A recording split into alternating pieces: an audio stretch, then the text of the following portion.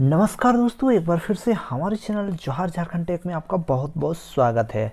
दोस्तों, जेपीएससी 2021 में एज और क्वालिफाइंग मार्क्स कितनी होनी चाहिए, यानी एज और क्वालिफाइंग मार्क्स का कट ऑफ कितना होना चाहिए, इस वीडियो में मैं बताने वाला हूं। क्योंकि दोस्तों आपके बहुत सारे प्रश्न आ रहे थे एज को लेकर, बहुत सारे छात्र कन्फ्यूजन है कि एज कितना होना चाहिए, मिनिमम एज कितना होना चाहिए, मैक्सिमम कितना होना चाहिए। साथ ही साथ क्वालिफाइंग मार्क्स को लेकर भी बहुत सारे छात्र कन्फ्यूजन में थे। दोस्तों इस वीडियो में मैं यही कन्फ्यूजन आपका दूर करने वाला हूं। इस वीडियो को स्टार्ट करते हैं। उससे पहले अगर आप हमारे चैनल में नए तो इस चैनल को जरूर सब्सक्राइब करें। तो चलिए दोस्तों वीडियो को स्टार्ट करते हैं। दोस्तों सबसे पहले मैं बता दूं एज लिमिट कितना होना चाहिए। तो एज लिमिट आपका मैं बता दूं 21 साल, कम से कम 21 साल होना चाहिए और अधिक से अधिक 35 साल होना चाहिए आपका एज। मतलब आप जनरल कैटेगरी में सबसे पहले आते हैं, तो मैं आपको बता दूं जनरल कैटेगरी में आते हैं तो आपका एज 35 साल होना चाहिए, उससे अधिक नहीं होना चाहिए, ठीक है।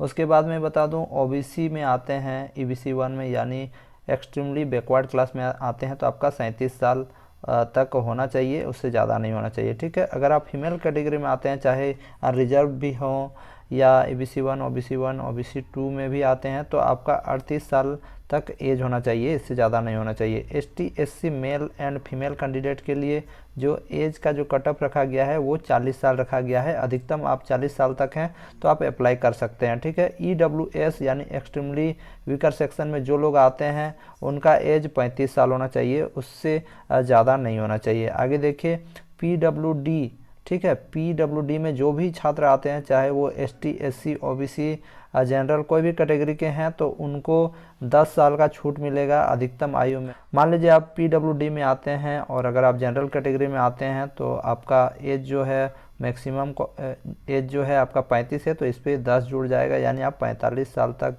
भी आपका एज हो जाता है तो अप्लाई कर सकते हैं, ठीक है। उसके बाद एक यहाँ पर ज़रूरी सूचना है कि एक सर्विसमैन जो भी हैं, जो पहले 3 साल तक काम कर चुके हैं, उनको 5 साल का एज रिलैक्सेशन मिलेगा, यानी 5 साल का एक्स्ट्रा छूट मिलेगा। मान लीजिए वो एसटी एससी में आते हैं तो ये 40 साल, ये इनका जो मैक्सिमम एज का कट ऑफ रखा गया है, तो इसमें और 5 जुड़ जाएगा, यानी 45 साल हो जाएगा। तो ये उनके लिए है जो एक सर्विसमैन है उनके लिए, ठीक है। आगे देखिए यहाँ पर जो नोटिस है, candidate should have completed the minimum age of 21 and must not have attained the age of 35 on the following month from the date of publication of the advertisement for the examination under these rules।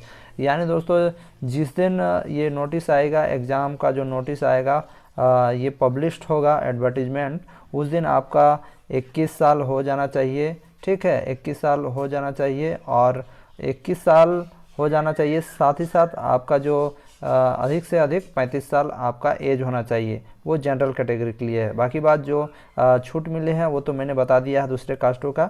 तो यहाँ पर 21 और 35 साल होना चाहिए, यानी minimum 21 साल होना चाहिए और मैक्सिमम 35 साल आपका एज होना चाहिए, ठीक है। तो ये हो गया आपका बात। और आगे देखिए और एक है notice, a candidate who has render at least 3 years of the regular service under the government shall be 5 years relaxation in the upper age limit। यानी एक उम्मीदवार जिसने सरकार के तहत कम से कम 3 साल के नियमित सेवा प्रदान की है, ऊपरी आयु सीमा में 5 साल की छूट दी जाएगी, ठीक है। मतलब जो भी कैंडिडेट है जो पहले एक सर्विसमैन है या पहले काम कर चुका है, 3 साल तक लगातार काम कर चुका है, सेवा प्रदान किया, तो उसको 5 साल का छूट मिलेगा या काम कर रहा है, ठीक है। आगे देखिए अब एग्ज़ाम का जो कट ऑफ जाने वाला है आपका, यहाँ पर बहुत सारे छात्रों को कन्फ्यूजन हो रहा है कि कट ऑफ कितना जाने वाला है, ठीक है। तो यहाँ पर मैं बता दूँ ये जो मिनिमम क्वालिफ़िकेशन है एसटी एससी का देखिए 32% है, ईबीसी का यानी ओबीसी में जो आते हैं उनका 34% और ईबीसी 2 में जो आते हैं उनका 36%। प्रिमिटिव ट्राइब यानी आदिम जनजाति के जो लोग हैं उनका जो कट ऑफ है 30% है, सबसे कम गया है 30%। और ईडब्ल्यूएस यानी एक्सट्रीमली वीकर सेक्शन में जो आते हैं उनका 40% कट ऑफ। ये मिनिमम कट ऑफ है, याद रखिएगा, मिनिमम कट ऑफ, ये मिनिमम कट ऑफ है। और एग्ज़ाम होगा, पीटी का एग्ज़ाम होगा और यहाँ पर क्या है कि 15 गुना आदमियों को लेना है, ठीक है। 15 गुना आदमियों को लेना है तो यहाँ पर कट ऑफ जिस प्रकार जाएगा, ठीक है। ऐसा मत सोचिएगा कि आपका इतना परसेंट आ गया तो आपका हो ही जाएगा। ये मिनिमम कटअप है, वो एग्ज़ाम किस प्रकार होता है और कटअप किस प्रकार जाता है, अगर आप आते हैं तो ही आपका सिलेक्शन होगा। ये मत सोचिएगा कि मेरा 32% आ गया है तो मेरा सिलेक्शन हो जाएगा, नहीं, वैसी कोई बात नहीं है। वो आपका कटअप पे डिपेंड करता है कि कैसा एग्ज़ाम गया, कैसा एग्ज़ाम में कैसे प्रश्न आए। मान लीजिए अधिकतर लोगों ने 60% लाया और 60% और 15 गुना ही लेना है, ठीक है, तो 60% को लेते लेते लेते अगर आपका नंबर नहीं आया तो आपका सिलेक्शन नहीं होगा। यानी आपको अधिक से अधिक परसेंटेज लाना है, इसी पे डिपेंड नहीं करना है कि इतना परसेंट ला लिए तो हम सुरक्षित है या क्वालिफाई हो जाएंगे, ऐसा कोई बात नहीं है मेरे दोस्तों। आपको अधिक से अधिक परसेंटेज लाना है ताकि आप चुनाव हो सके, आपका सिलेक्शन हो सके।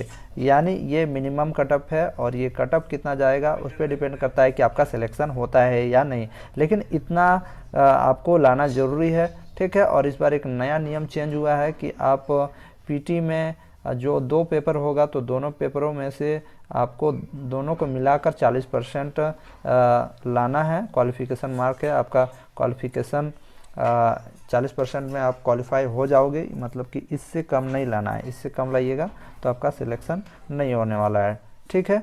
यहाँ पर मैंने ST SC OBC ये सब का सबका बता दिया है। यहाँ पर जनरल का बताना भूल गया था, तो जनरल का भी मैं बता दे रहा हूँ, 40% है कट ऑफ जनरल का, ठीक है। तो दोस्तों ये था एक बहुत ही अच्छा जानकारी जो मुझे लगता है कि आपको समझ में आ गया होगा। लास्टली यही कहूँगा कि आप मत सोचिएगा कि आपका जो मिनिमम कटअप आ गया तो आप क्वालिफाई हो गए हैं, वो आपके एग्ज़ाम पे डिपेंड करता है और रिजल्ट पे डिपेंड करेगा, ठीक है। तो दोस्तों ये थी एक बहुत ही अच्छी जानकारी। आपको वीडियो अच्छी लगी तो प्लीज़ वीडियो को लाइक करें और अपने दोस्तों के साथ शेयर करें। दोस्तों आज की वीडियो में बस इतना ही, मिलते हैं नेक्स्ट न्यूज़ में, तब तक के लिए जय हिंद, वंदे मातरम।